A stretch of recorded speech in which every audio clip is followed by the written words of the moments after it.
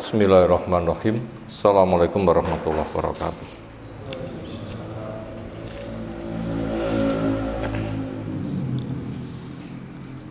Alhamdulillahirabbil alamin.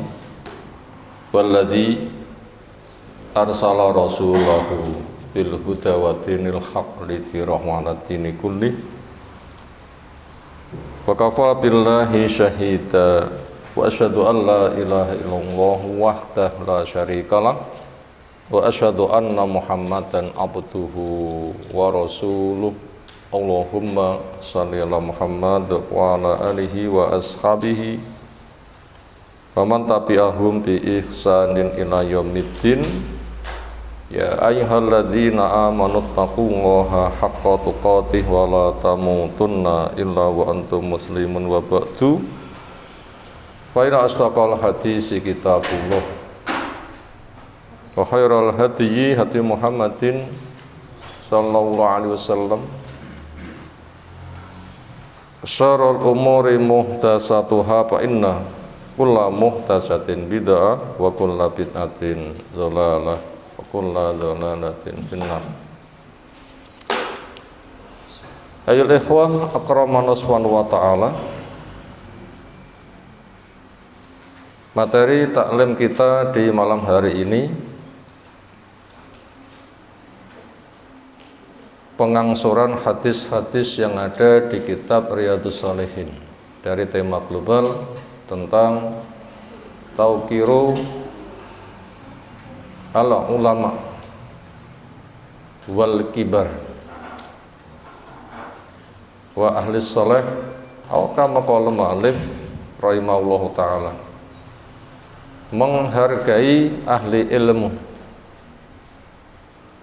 menghargai sesepuh semisal waliul amri atau orang yang punya kedudukan lain, orang-orang soleh dan semisalnya.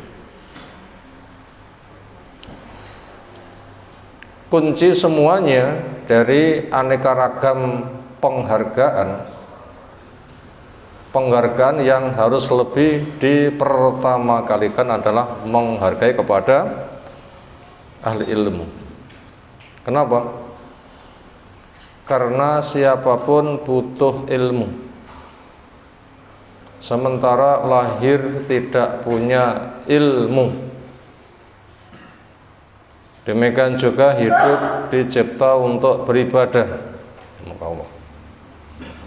dan ibadah haram apabila tidak ada ilmunya. Makanya mencari ilmu itu merupakan langkah pertama yang Allah telah menyebutkan, wa Allah akhrajakum min butun ummahatikum la ta'lamuna syai'a. Allah yang melahirkan kamu dari rahim ibumu, waktu itu kamu nggak punya ilmu sama sekali. Ketika masa-masa balik harus melaksanakan ibadah, karena tugasnya untuk ibadah. Allah telah jelaskan, wa ma khalaqtul jinna wal insa illa liya'budun, dan tidak kucipta jin dan manusia kecuali untuk beribadah, menghamba kepada Allah Ta'ala. Sementara ibadah tanpa ilmu hukumnya haram. Allah berpesan, wala taqfu ma laisa laka bihi ilmun. Kamu jangan bertindak di mana kamu tidak punya ilmu. Sampai cabang iman terbesar, bila tidak ada ilmunya juga gagal. Apa cabang iman terbesar? Kalimat tauhid, la ilaha illallah. Sebelum terwujudnya itu juga butuh ilmu. Ya Allah juga telah menandaskan, fa'lam annahu la ilaha illallah. Kamu harus tahu. Fa'lam, yang diajak bicara berapa orang? Fa'lam, khitabnya siapa? Jawab, anta. Siapa yang diajak bicara? anta, berarti ketika orang itu membaca dalil itu langsung mendapatkan todongan. Kamu gak usah nolah-nolah siapa-siapa, kamu. Kalau gitu fardunya fardu apa? Fardu ain. Setiap diri harus fa'lam, dan Allah yang nodong seperti itu. Kamu harus punya ilmu. Apa itu? Harus tahu apa makna la ilaha illallah, yang itu menjadi fondasi. Walau berucap la ilaha illallah tapi tidak ada ilmu, tidak akan bisa mencapai sasaran. Tanpa ilmu tidak akan mencapai sasaran. Karena orang berucap tanpa paham itu dicela. Orang berucap tanpa paham itu dicela. Walaupun yang diucapkan la ilaha illallah, tapi bila tidak ada ilmu dicela. Afala yatadabbarunal Qur'an. Mengapa mereka itu tidak mau bertadabbur, berangan-angan memahami Al-Qur'an? Am ala qulubin aqwaluha, atau di hatinya ada sumbat. Nah, ini kan bahasa celaan keras kan ya, bahasa celaan keras itu ditodong orang. Berikutnya, untuk mendapatkan ilmu, Allah memberikan jalan keluar dengan kitab. Untuk mendapatkan ilmu, orang memberikan jalan keluar dalam bentuk kitab. Karena manusia tidak ada yang diajak bicara langsung oleh Allah secara umum. Hanya orang tertentu saja. Siapa di dunia orang yang diajak bicara langsung oleh Allah? Nabinya. Bukan nabinya, bisa dibilang nggak ada. Nabi Musa jelas, wa kallamallahu Musa taklima. Memang Allah mengendaki begitu. Kalau begitu, yang paling banyak itu adalah dalam bentuk kitab. Dalam bentuk kitab untuk memberikan pembimbingan kepada manusia. Allah tidak bicara langsung dengan makhluk secara umum, tapi Allah menurunkan kitab. Yang itu Allah menjelaskan dengan bahasa menurunkan. Inna nahnu nazzalna dzikra, kami turunkan. Nazzalna, kami turunkan. Nah, dzikr itu kitab. Allah menyebutkan dengan alif lam mim, dzalikal kitabu. Nah, itu kitab yang Allah telah turunkan.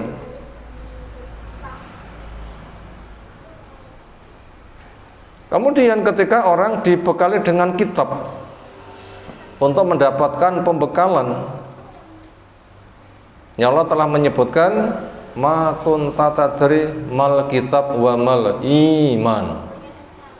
Mula-mula kamu nggak tahu kitab itu apa, iman itu apa. Artinya untuk mengetahui iman harus melewati kitab.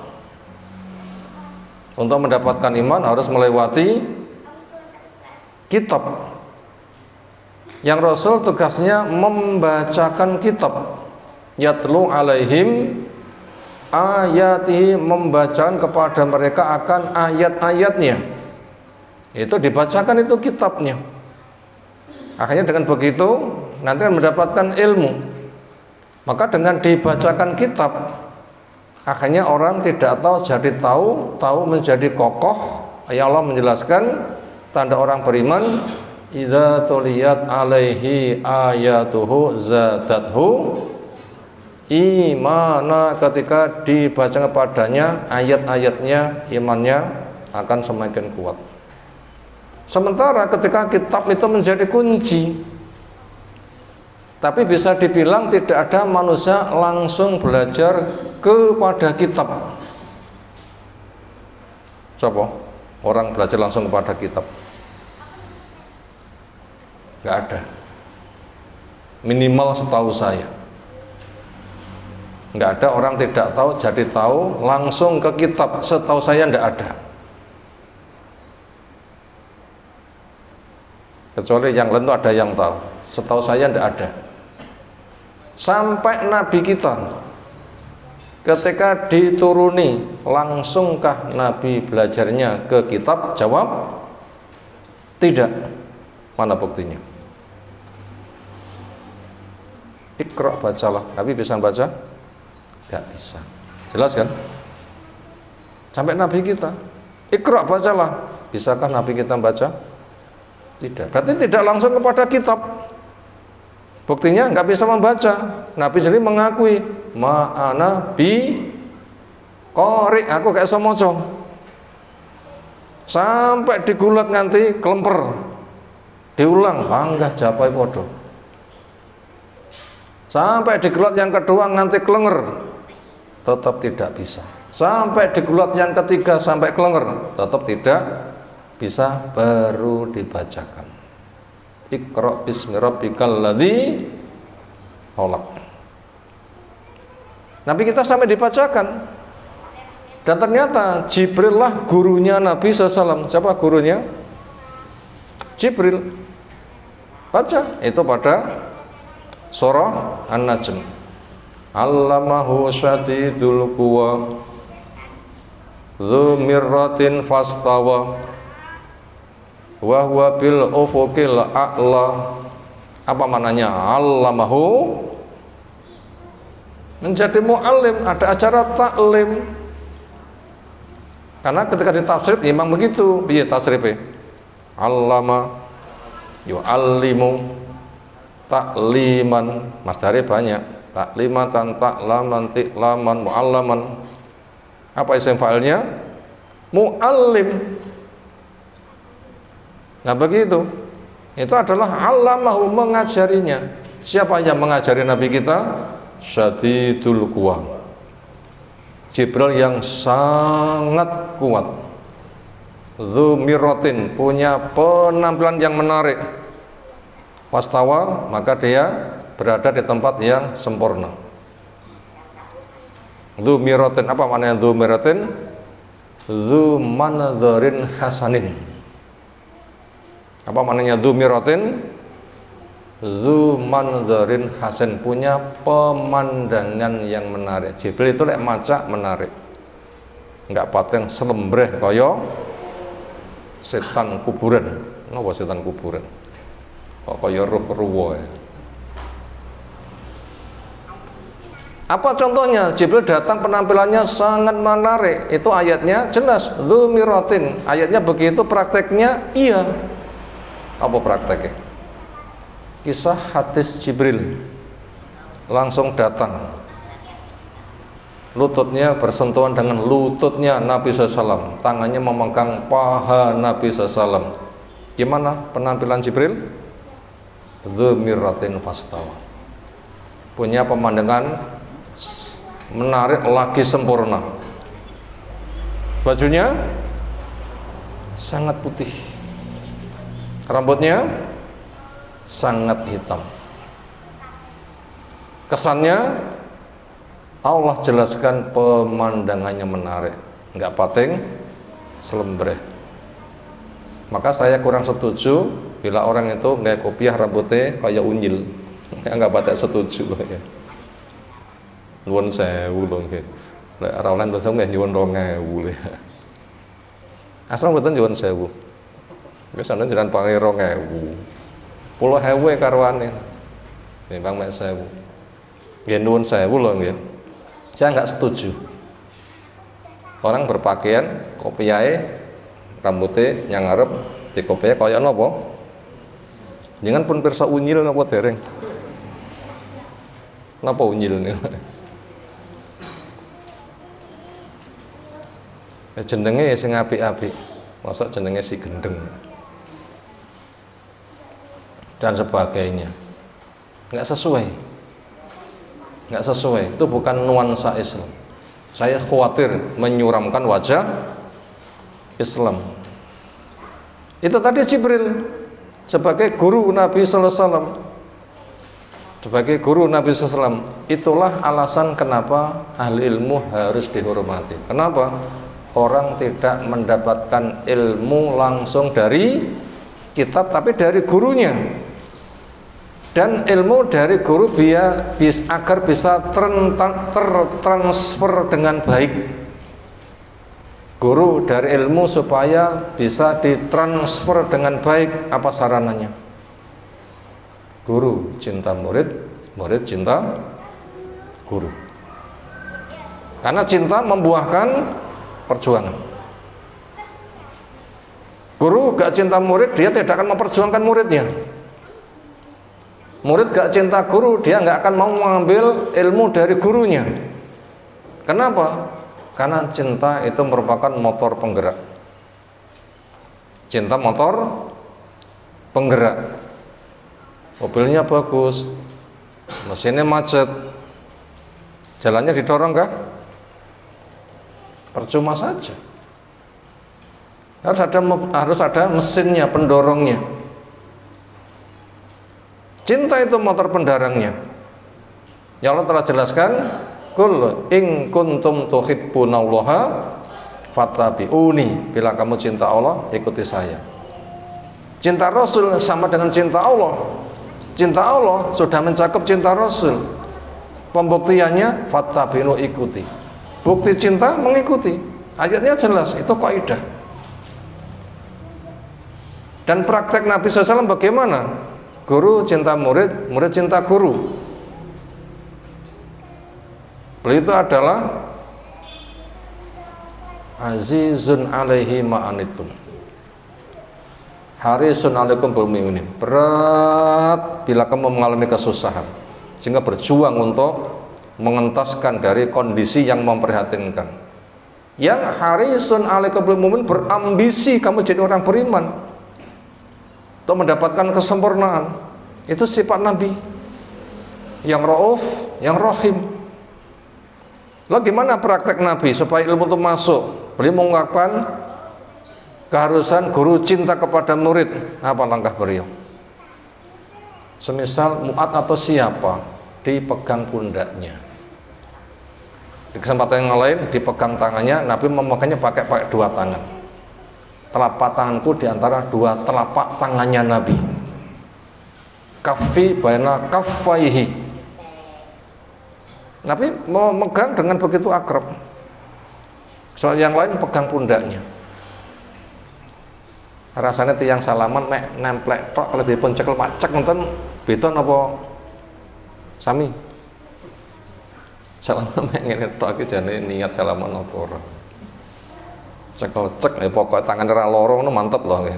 Nek tangane molono ya iso jerit-jerit nggih. Makanya sing nyalami ya mantap, tapi ya didelok dhisik tangannya loro ora. Kok sering mantu gak perhatian malah kono kelaran. Itu menyentuh hati. Ada salam, ada dipandang.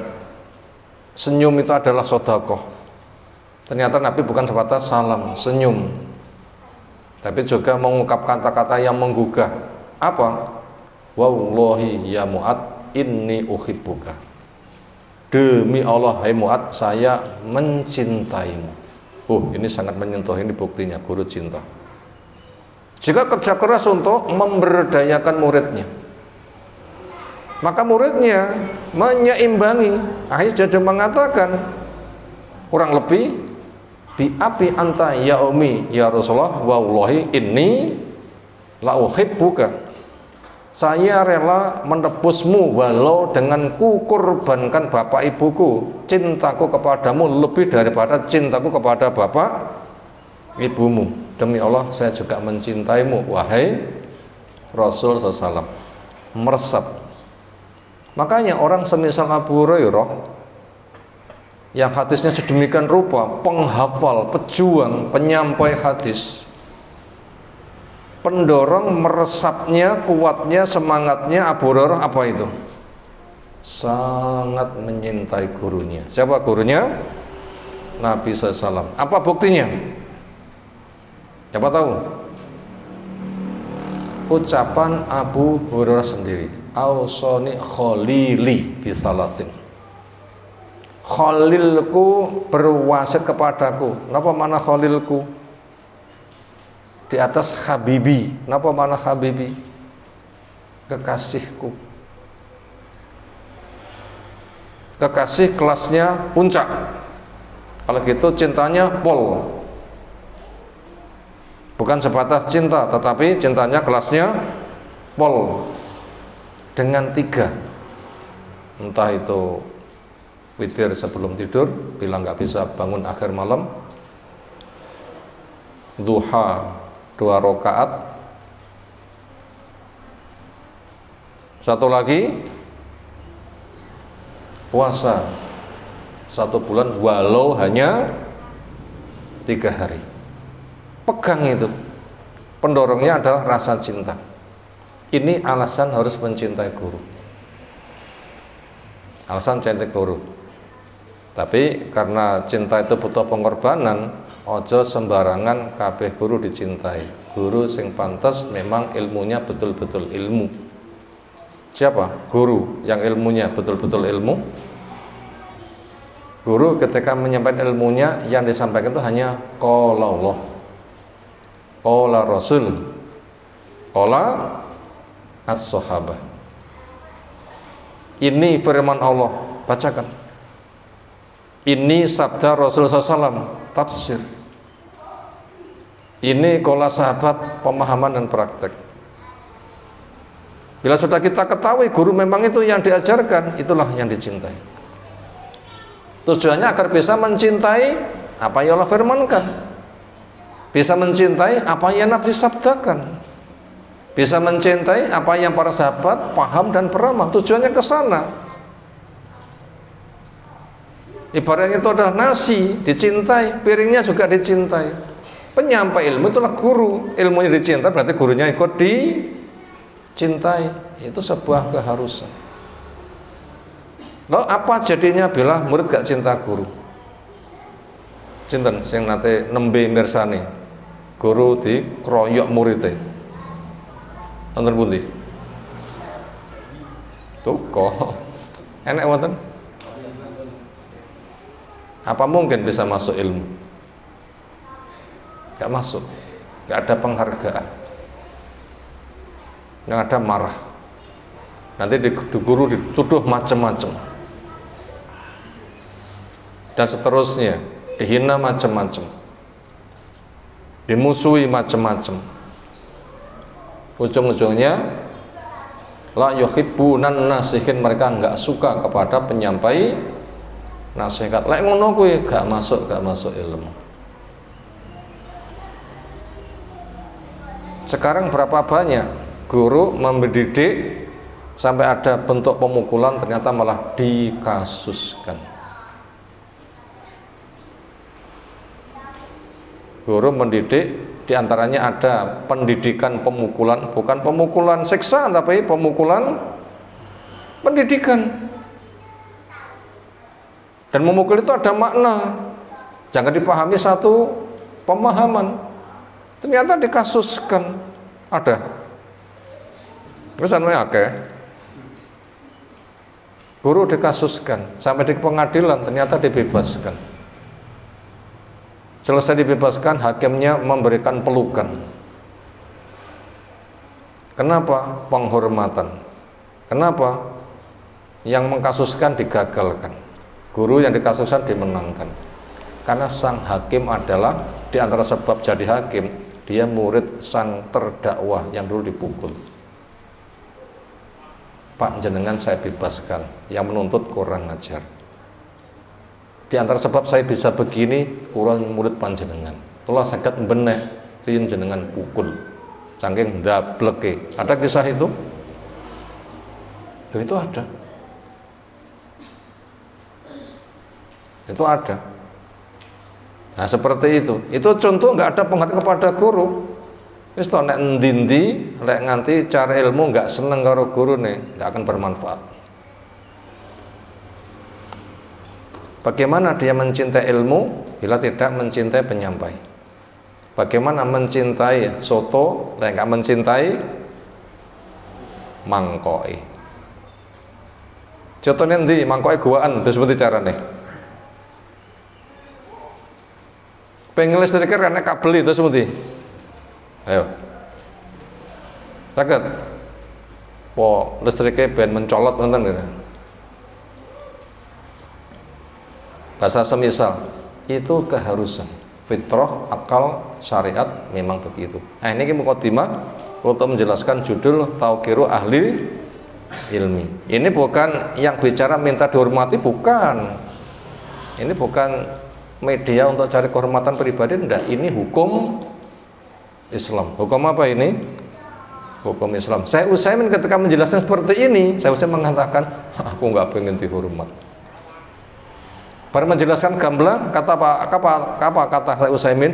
Aku enggak pengen dihormat. Maknanya ketika menyampaikan bukan untuk kepentingan pribadi. Memang agama memerintahkan begitu.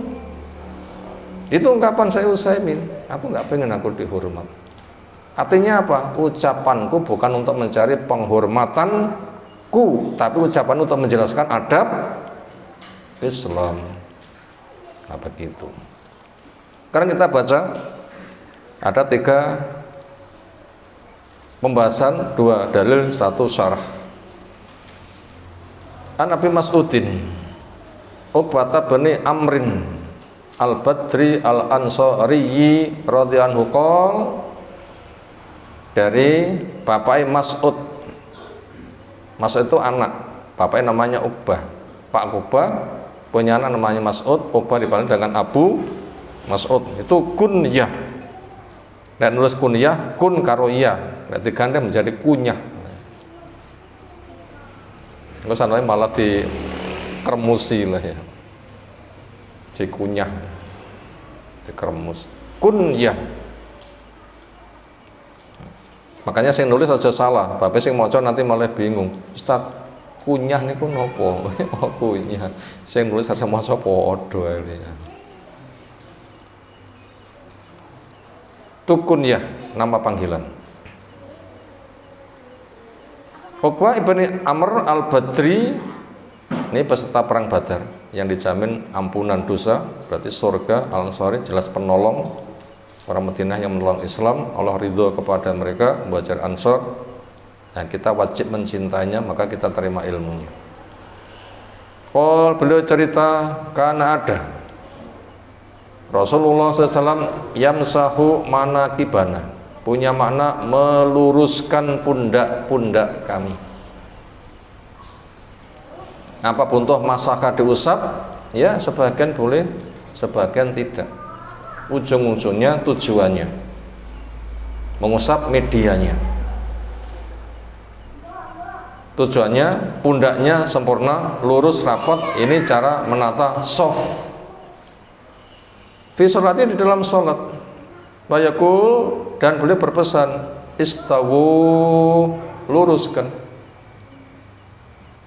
Wala takhtalifu, jangan bengkok. Lafadznya itu banyak. Istawu sufufakum, warusu, wala takhtalifu, wasuddu al-khalal. Banyak bahasa-bahasanya.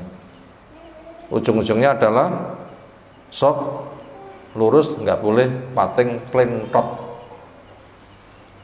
Kalau begitu bolehkah tanda sok dipasang garis? Itu nggak mengurangi. Yang paling penak kalau itu enak karpete seperti ini, nanti pinggirannya sing lurus, nanti sikil mburi, tungkae, nanti nek garis pasti lurus nanti. Sing lurus itu bagian tungkae apa bagian ujung jari? Ujung jarine sikile dawane ora padha, malah pateng plentot. Apa yang lurus? Tungkak niku napa? Sikil yang ngesor sing bagian niki lho nggih, gene nggih dugang niku lho nggih. Napa nggih dugang niku lho. Pak dugang anumu. Namanya napa modal dugang niku? Itu namanya napa niku jenenge? Tungkak, tumit nggih. Itu memudahkan pembahasan. Itu hanya dibikin lurus. Nanti lurus gitu tumitnya, sudah lurus. Itu membantu. Itu membantu. Di garis boleh, pakai pinggirannya karpet boleh. Pilihkan yang lurus. Itu media, nggak mempengaruhi agama. Dibersihkan, diluruskan dengan manual atau menggunakan alat boleh. Wala takhtalifu, jangan sampai bengkok, berkelok-kelok. Resikonya apa? Fatah talifa qulubukum, hatimu juga bengkok. Terus pun diprosesi bengkok hati. Enggak cinta kepada imam, dinasihati enggak tandang, niku masalah bengkok. Bukan sampai bengkok malah tembus yang hati senes niku. Tapi yang tidak cinta kepada imamnya diberitahu lurusnya enggak taat. Karena enggak cinta itu enggak mau melaksanakan. Bereneng, mungkin apa enggak ngono wae, kenyeh kesel ngrungokne. Mungkin ada yang batin seperti itu. Tapi saya tidak tahu, atau imamnya tidak tahu. Itu tadi penyebab bengkok. Kenapa? Enggak cinta kepada imam, himbauannya tidak ditaati. Karena cinta itu taat, enggak cinta enggak taat. Bengkoknya itu ada di situ. Itu bahaya. Makanya kuncinya imam pun juga dicintai. Bukan sembarang mek iso ngimami. Nah seperti itu. Apa pesan beliau berikutnya? Selain lurus rapat. Bahkan bila kita baca tentang cara nata sop, sing ngadep kiblat niku ujung jari nopo pinggiran telapak kaki jentian nganti mata kaki pun sing ngadep kiblat.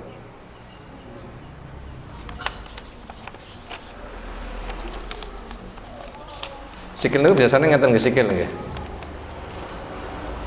Iki bekar rombo driji-drijine nggih. Sing kene cilik ngoten nggih. Iki sing ngadep kiblat niku puntine? Drijine napa jentikan nganti mata kaki?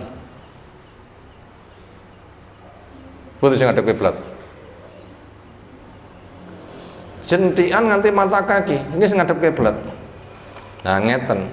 Niki sing ngadep kiblat niki napa niki nih? Jadi nanti mata kaki, sehingga nanti pinggirannya telapak kaki mepet, sehingga mata kaki juga nempel mata kaki, sehingga malah rodok ngene. Kenapa? Lurus niki. Tapi ngeten niki nggih wangil. Rong mesti jamaah dicaosi pirsa langsung samina wa ta'na. Panggah mekar ngene lho. Mek jendhikane sing nemplek belum mengena sasaran. Itu bila tidak ada cinta kepada imamnya, ngono ki ya kon tandang ya wangil. Seringnya ngono ki gembreneng. Seringnya itu adalah gembreneng. Gimana gembreneng hati? Empuh. Taruh. Kalau begitu masih cukup banyak, sasaran tema ini belum menggapai. Apa? Pesannya gak dilaksanakan. Menandakan hatinya belum ada kaitan rasa cinta, kecuali nggak ada kemampuan. Sakit itu urusan lain, lali itu urusan lain. Lali nggak dituntut, sakit nggak dituntut karena sesuai dengan kemampuan. Tapi lali ora, sakit ya ora, tapi ratandang, ini yang jadi penyakit. Sering saya mendapatkan bisikan, Ustaz, lah ngopen bocah-bocah kok uang wis padha nek ndine bar yang ngono kuwi. Kadang kon rapet ngono iki, ya Allah. Juga kurang tanggap. Kenapa? Enggak tahu lah. Saya enggak tahu isi hatinya orang. Tapi begitulah. Yang jelas praktek sahabat ketika pesan Nabi seperti itu, yulziku ba'duna ba'dhan qadamahi wa aqibaihi au kama qala. Akhirnya kami sahabat menempelkan telapak kakinya, yaitu jendian sampai ke belakang, dan mata kaki kami dengan mata kaki temannya. Itu praktek sahabat dikontrol wahyu. Masa turunnya wahyu tidak dikritik, sepengetahuan Nabi, karena pesan Nabi, saya bisa melihat kalian dari punggung saya. Napa? Kekerin Nabi dipasang milon? Bukan. Pemberitahuan wahyu. Pemberitaan wahyu itu prakteknya. Makanya perhatikan, dan kita butuh salat yang sempurna. Kira-kira kita sudah sempurna belum sholatnya? Silahkan dikoreksi dan belajar ditingkatkan. Kenapa? Kita segera mati. Ngapa sangune? Duit. Bukan sangune man ataullah biqalbin salim. Al-yauma la yanfa'u malun wala banun illa man ataullah biqalbin salim. Akan datang sebuah hari, harta, anak, jabatan, anak buah, pangkat nggak ada gunanya. Apa yang berguna? Man ataullah biqalbin salim. Orang datang dengan qalbun salim. Itulah ketundukan. Cinta kepada gurunya, dipahami nasihatnya, dikerjakan. Itu adab yang kita pelajari. Liya lini, dari kata waliya yali, lamnya lam amar, tanda jazmnya yaknya dibuang huruf ilat. Waliya yali semula berbunyi yaliyu, yaknya dibuang menjadi liya liyani, liya lini, liya lini. Di lafaz yang lain itu lamnya lam taklil, liya liyani. Ada lafaz yang lain liya linni. Ada beberapa lafaz. Ada beberapa lafaz. Ada liya lini, liya liyani, ada liya linni. Nanti bagian akhir nanti kita koreksi bila salah. Dari kata waliya yali punya mana dekat, ada lam amar liyali harus mendekat ni kepada saya, nunnya nun wikoyah, maf'ul binya adalah ya mutakalim, itu fi mahalli nasbin karena maf'ul bih. Kemudian di situ namanya nun wikoyah, itu bila belajar tentang ilmu nahwu sorof nahwu berbunyinya begitu, artinya supaya dekat kepada saya, waliya yali supaya dekat. Minkum orang dari kamu siapa? Ulul ahlam yang memiliki kedewasaan, wanuha dan memiliki kecerdasan akal. Secara umur, halam itu umur sudah mimpi berarti umur dewasa. Man ro'al halam fil manam, apa maknanya? Man ro'al halam fil manam, melihat mimpi di dalam tidur. Itu tanda balik itu apa? Mimpi spesial. Makanya mana ahlam itu adalah dewasa, balik. Wan nuha, ulin nuha, itu orang yang punya kesempurnaan akal. Akal sempurna bila punya ilmu. Makanya ahli ilmu namanya ulun nuha. Ulun nuha. Itulah supaya ketika menata shop yang dekat dengan imam, itu yang diperintahkan. Berarti kalau gitu menghargai ahli ilmu, sampai sholat tempatnya di dekat imam, tapi tidak boleh mengadakan pengkaplingan. Orang yang memiliki kedewasaan dan cerdas tekone kuwari tapi dikapling nih dhisik wayah teko keri kene ngarep, ndak boleh. Kalau begitu, orang yang memiliki ahlam dan nuha ini yang harus menjadi sorotan pertama. Karena bentuknya seperti itu, maka orang seperti itu harus datangnya duluan. Nggak boleh kedahuluan yang lain. Kenapa? Pelopor masalahnya. Makanya tidak boleh ada sistem pengkaplingan. Apa sistem pengkaplingan? Ini tempatnya wakil imam. Tidak boleh mengatakan seperti itu. Tapi yang boleh, wakil imam harus menempati duluan. Bukan dicarikan tempat, tapi mencari tempat duluan. Bukan melayani, tapi mandiri. Karena pesan Nabi, yang dekat kepadaku, yang dewasa, punya kesempurnaan akal, maka dia harus yang datang duluan lebih daripada yang lain. Kenapa? Dia tidak dikaplingkan, tapi dia diperintah. Bila kita baca sarahnya tidak boleh untuk dikaplingkan. Sampai di Masjid Haram itu ada pengkaplingan. Siapa di belakang imam itu askarnya. Napa askarnya itu? tentara penjaganya kok. Enggak mesti ngapling nih. Syekh Utsaimin sebagai masyarakat biasa protes. Terus pun dicaranya protes Syekh Utsaimin. Pumpung orang askare ndang tinggeni.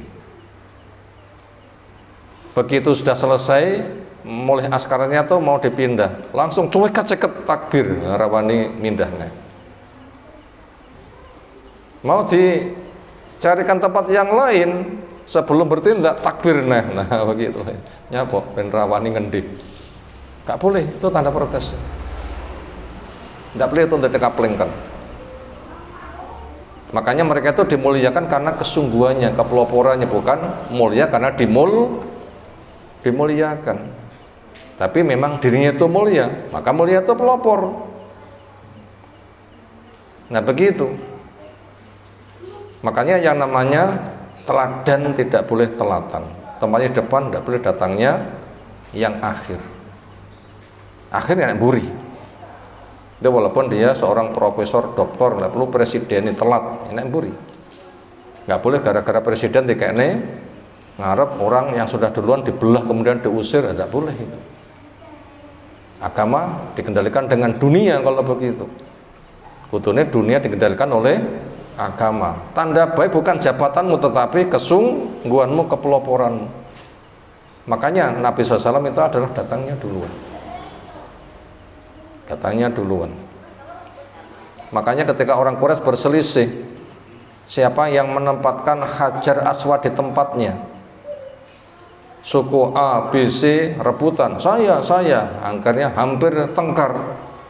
Apa solusinya? Yang punya hak meletakkan Hajar Aswad di tempatnya adalah yang betul-betul cinta masjid. Buktinya dia datangnya yang pertama. Cinten? Nabi loh, gitu kan buktinya. Nabi itu diantaranya karena mujahadahnya, bukan karena dihormat oleh orang, karena kepeloporannya, bukan memang diunggul-unggulkan, bukan. Memang asli itu pantas di situ. Memang itu lomba. Makanya mendapatkan hak. Inilah perintah wa fi dzalika falyatanafasil mutanafisun, untuk yang ini supaya orang itu lomba. Kita lanjutkan. Summa kemudian aladina orang yang yalunahum mengiringi mereka, summa kemudian aladina orang yang yalunahum mengiringi mereka, rawahu Muslim. Itu bentuk penghormatan kepada ahli ilmu. Pertama, ahli ilmu bisa menghormati dirinya, ketika bisa orangnya nanti akan terbawa. Itu konsekuensinya ke sana. Bukan karena diunggul-unggulkan gara-gara rebutan pengaruh, bukan. Wa qalu sallam lafat liya lini wa bitahfifin nunnya enggak ada saddahnya. Walaysa qabla dan tidak ada sebelum nun yaun ya. Setelah lam langsung nun sehingga berbunyi liya lini. Wa ruwiya bitasdidin nun dan diriwayatkan dengan tasdidnya nun. Ma'a ya'in qabla ada ya sebelumnya. Kalau gitu bagaimana bunyinya? Liyanni.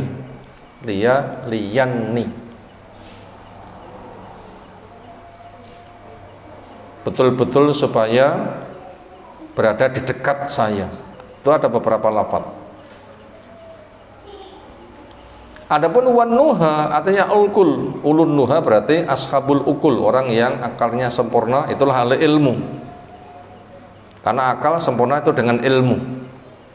Adapun mana ulul ahlam hum al baligun, mereka sudah dewasa. Wakilah dikatakan ahlul khilmi wal fadli, orang yang memiliki kesantunan dan keutamaan. Berikutnya hadis nomor 2, wa Abdillah bin Mas'ud radhiyallahu anhu qala dawuh Rasulullah SAW, liya lini, supaya dekat kepada saya, minkum orang dari kamu, ulul ahlam, orang yang punya kedewasaan, nuha, punya akal yang sempurna. Artinya itu adalah ilmunya mendewasakan akal, ilmunya menyempurnakan akal. Itu yang datang duluan, adanya dia di belakang imam,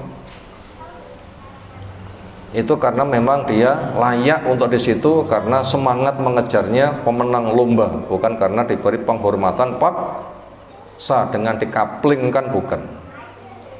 Semua kemudian alladzina orang yang yaluna mengiringi mereka itu disampaikan sampai salasan 3 kali.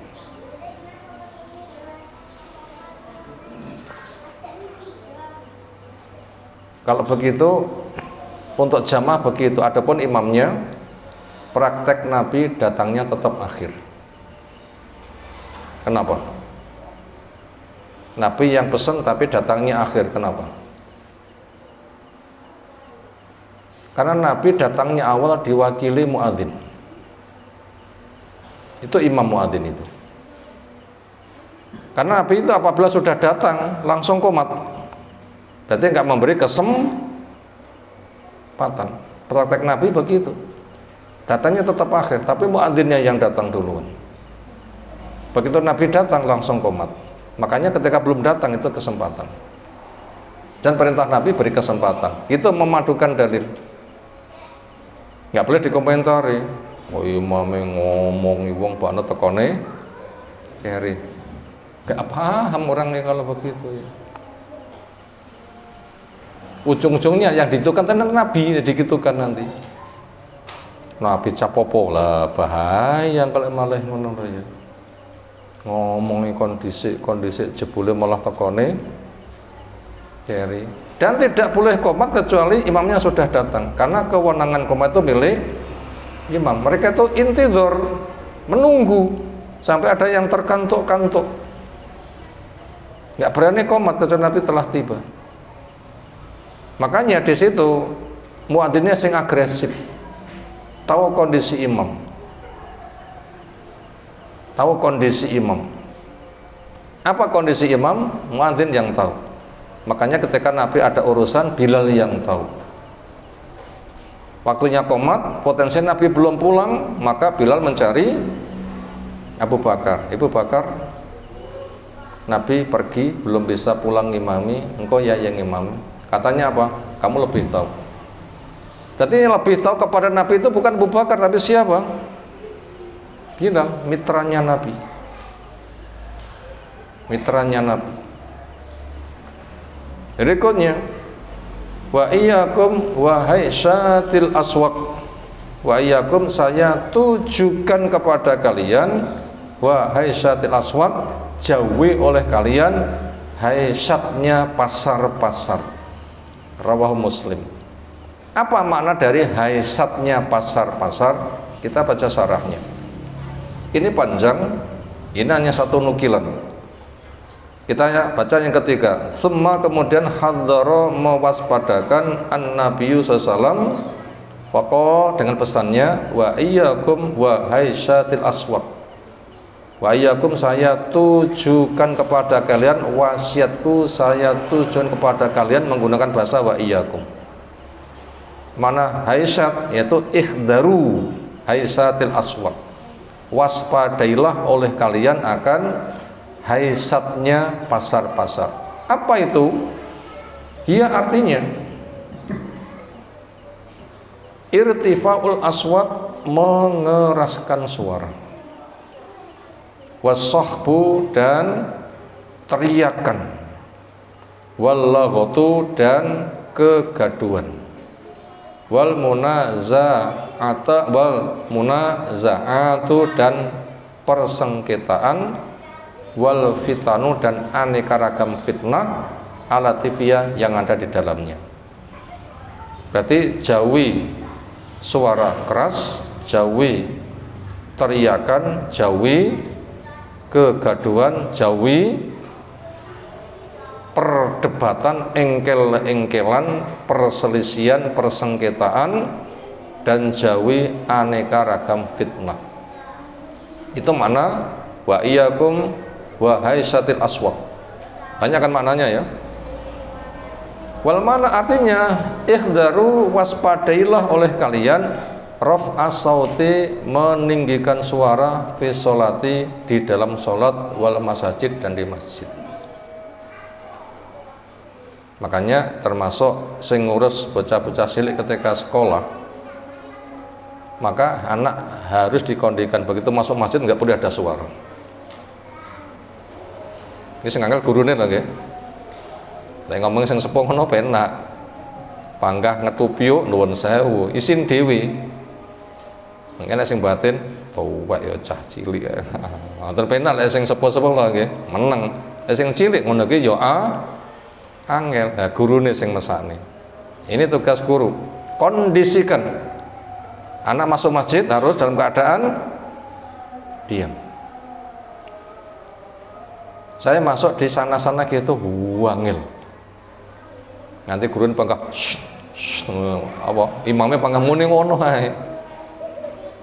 Tapi disolihkan alhamdulillah lumayan bagus. Tingkatkan.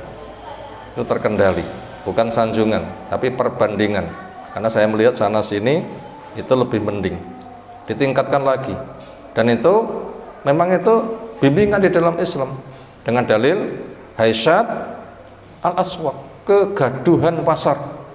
Nggak boleh masjid suasananya gaduh kaya pasar. Makanya masuk kudu hening. Lek maca Quran ya maca kabeh gak apa-apa.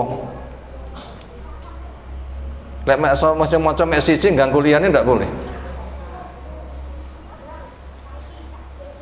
Nah begitu. Itu dilarang menekan suara di masjid, sholat dan juga di masjid.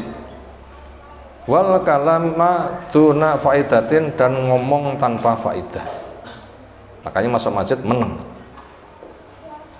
Kama yakhdusu, sebagaimana kegaduhan itu terjadi fil aswaq. Makanya fala yasgholannakum at-tafkiru, kalian jangan tersibukkan memiliki pemikiran fi misli hadzal umur, di dalam permasalahan ini, an khusyuk, sehingga hilang khusyuk fi sholati, di dalam sholat. Makanya ketika ke masjid enek bocah cilik, bolehkah bocah cilik dibawa ke masjid? Jawab, dalam rangka pendidikan boleh, tetapi harus terjadi munasabah keserasian. Nek tujuannya mendidik, wis siap dididik atau belum? Lah belum jangan. Nah, belum, jangan. Betul niatnya mendidik, tapi belum siap dididik, jangan. Malah nangis, rakyat dineng-neng, jangan. Bolehkah anak nangis meneng-meneng kemudian oleh bapaknya digagalkan sholat, dijak metu? Boleh. Boleh. Itu masyru', disyariatkan, boleh. Ojo nangis malah ditenggal Allahu Akbar. Jangan. Wis Allahu Akbar kok nangis ra kena dineng, batalkan. Kenapa? Ganggu. Karena permasalahannya salah dia. Betul niatannya bener, apa? Mendidik, tapi yang kamu didik belum siap. Bolehkah berangkat orang siap? Dahar segone karon terus pundi? Nyandong rong mari Allahu Akbar terus pundi? Enggak bisa. Ada syaratnya, penuhi dulu syaratnya. Nah begitu, ini penting. Maka bocah cilik boleh, tapi bila sudah siap, bila belum jangan. Karena tujuan itu mendidik. Makanya masjid diupayakan kondisinya apa? Hening, hadisnya jelas. Jauhi kegaduhan pasar. Artinya masjidmu ojo gaduh koyok gaduhe pasar, sehingga sholatmu, kekhusyukanmu terganggu. Padahal itu butuh khusyuk. Wa yumkinu, dan memungkinkan ayakunan nahyu, ada pelarangan di sini, anil ikhtilati, adanya ikhtilat pergaulan bebas, fil masjid, di masjid, wa fi subuh, ada soft asolati sholat. Wala yahtal, itu tidak boleh terjadi pergaulan bebas. Ashabul ukul, wong sing punya akal cerdas, wal kibaru, dan yang sepuh, ma'asigot, bocah cilik, wanisa, dan juga anak-anak. Ya, bocah cilik nanti membuat gaduh. Perempuan mungkin juga bisa mengarah ke sana, nyapa nggawa bocah cilik. Hindari adanya bocah cilik dan perempuan. Kenapa? Perempuan nggawa bocah cilik.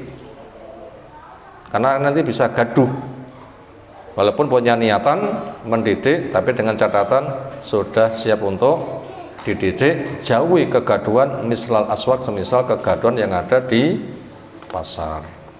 Itu semua dalam rangka menghormati ahli ilmu. Ketika sholat, ketika beribadah butuh kekhusyukan, maka perkara-perkara yang mengganggu supaya disingkirkan. Kemudian diantara pelajaran, kenapa yang dekat dengan imam itu orang yang disebutkan tadi lini, apa tadi kelasnya tadi? Lini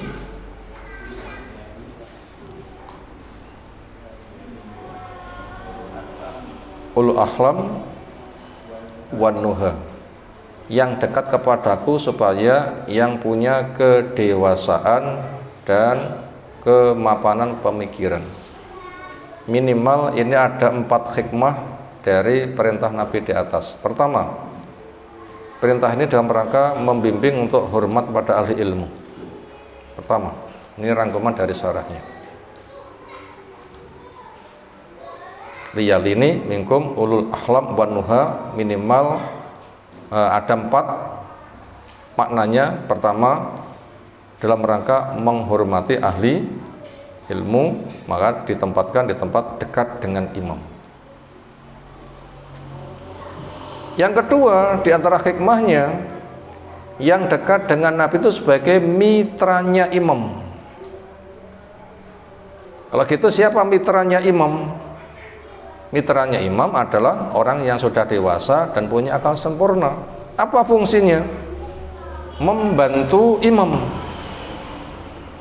Apa fungsinya? Membantu imam. Apa yang butuh dibantu imamnya? Pertama, mengeraskan bacaan. Imam bila udzur rapatek banter, mitranya dia ikut mengeraskan bacaan. Demikian juga sebagai pemeraga, bila imamnya udzur, nanti dia yang akan memberikan peragaan sehingga yang lain bisa melihat. Karena perintah Nabi apa? Shollu kama ra'aitumuni usolli. Sholato kamu sebagaimana kamu melihat saya. Kira-kira jamaahnya bisa ngeliatin Nabi langsung enggak? Enggak bisa. Maka itu butuh mitra. Sing prakteknya kaya imam, ketika mereka itu nyawang Nabi gak iso, nyawang mitrane. Nabi prakteknya yang ngono kuwi. Ini hikmah kedua. Kenapa yang dekat dengan Nabi itu adalah ulul ahlam wan nuha, fungsinya sebagai mitranya imam. Apa tadi diantara tugas mitra? 1, mengeraskan bacaan bila kurang keras, atau memberikan peragaan yang bisa dilihat oleh jamaah yang lain. Siapa mitranya Nabi di dalam sholat? Abu Bakar. Sholat dekat dengan Nabi, bahkan di sampingnya. Nabi nek kidul, Abu Bakar nek lore, nek kentengen nih. Nabi nggak bisa berdiri, ngimami sambil duduk, Abu Bakar yang berdiri, jamaah ikuti geraknya Abu Bakar. Ini namanya mitra imam. Kenapa? Karena berdiri wajib, imamnya udzur. Kalau jamaah lungguh kabeh, pada mereka tuh mampu berdiri, bermasalah. Di balik itu imam diikuti, lungguh ya lungguh, tetapi perintahnya berdiri, maka jalan tengahnya ambil mitra. Abu Bakar jadi mitra. Nabi duduk, Abu Bakar berdiri. Jamaah ikut berdirinya Abu Bakar, mitranya Nabi. Nah begitu. Baca Sahih Bukhari. Fungsi ketiga, kenapa yang dekat dengan imam itu adalah ulul ahlam wan nuha, yang fungsi ketiga untuk mengingatkan bila imam mengalami kesalahan.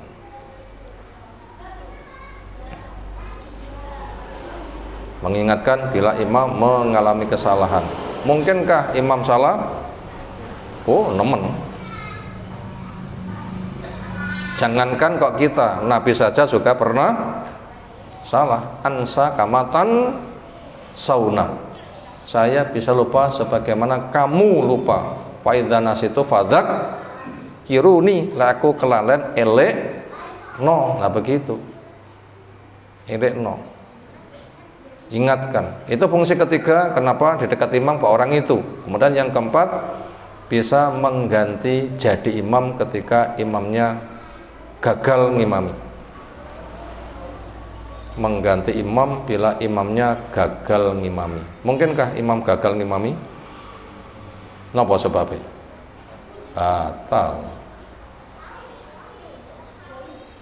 Batal, gagal kan? Masa bil aku cek ngentut masa ngono. Lah engko malah ngelakase dari awal kok makmume entuk piro ngono. Enggak ada contoh yang kayak begitu. Yang ada adalah gagalnya Umar ngimam karena ditikam, akhirnya roboh di mapane. Setelah itu Abdurrahman bin Auf maju yang melanjutkan jadi imam. Kasusnya begitu. Mungkin emburi dicekel maju, aku batal. Terus no, nanti boleh diberitahu begitu. Tapi enggak usah jawab, nggih Pak Imam ora usah jawab ngono ya. Kenapa? Itu instruksi bukan perbincangan. Itu instruksi bukan perbincangan. Itu diantara hikmah kenapa yang dekat dengan imam ke orang seperti itu, walau alam. Demikian yang kita sampaikan di taklim kita malam hari ini. Semoga Allah berikan ilmu bermanfaat untuk kita semuanya. Ada tanggapan silakan. Sekira cukup istirahat. Subhanakallahumma bihamdika asyhadu an la ilaha illa anta astaghfiruka wa atubu ilaik. Assalamualaikum warahmatullahi wabarakatuh.